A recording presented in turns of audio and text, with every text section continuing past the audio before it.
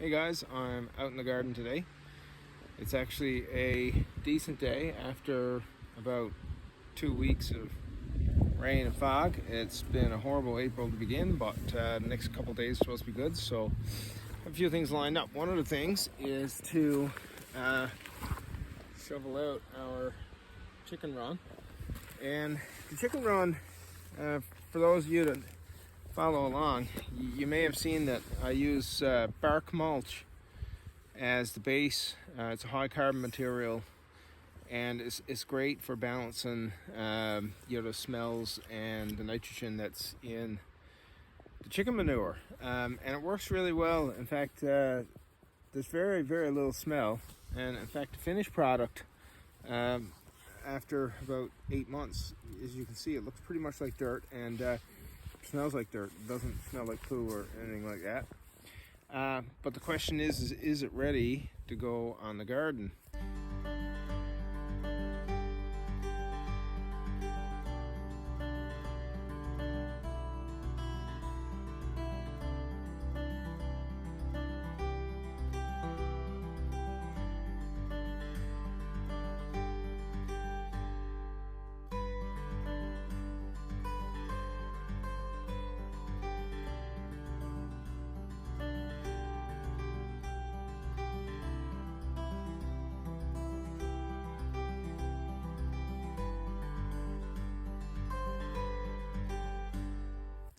So last fall, knowing that there could be certain components of it that are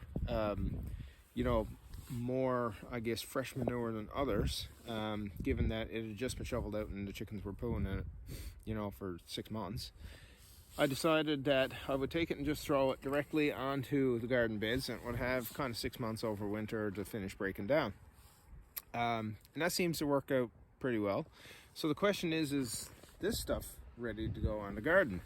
So one way to tell is to actually figure out if there's available nitrogen in here that bacteria can chew up.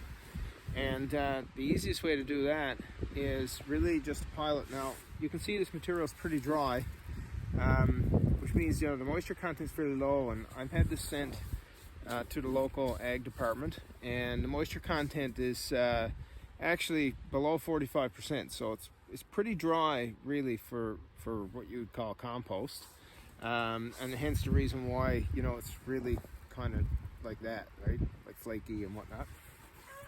But the question is it good to go on the garden? The carbon to nitrogen ratio on this is somewhere around 6 to 1.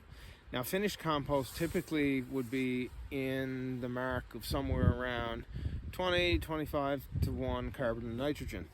So what does that mean? Well, that means that if there's too much available nitrogen in here, it could actually be too hot for the plants, and in which case then you end up just with a failure in the spring, because you put this on early, you get your plants in early, and then basically you scorch the roots and your plants die.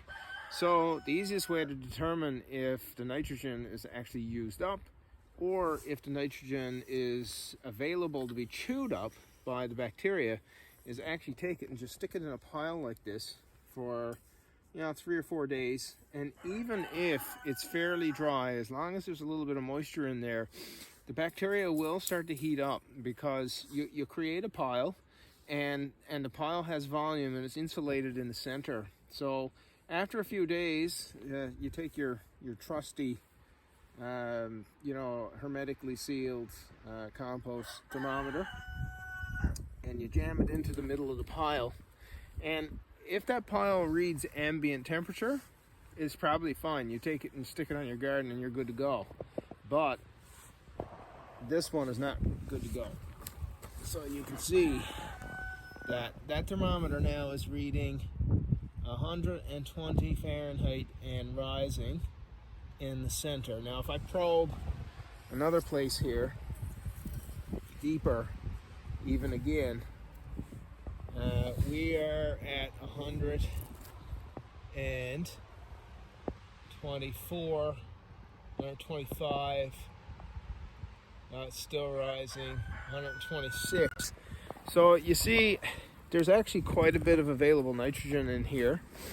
that the bacteria are actually chewing up, and they're breaking this down into a more finished product. So now the question is how do you speed this up? Because right now, it's all hovering around active, but if you can get it hotter, it'll chew through it a lot quicker. So for now, my plan is to add a little bit of water to this and build a new pile.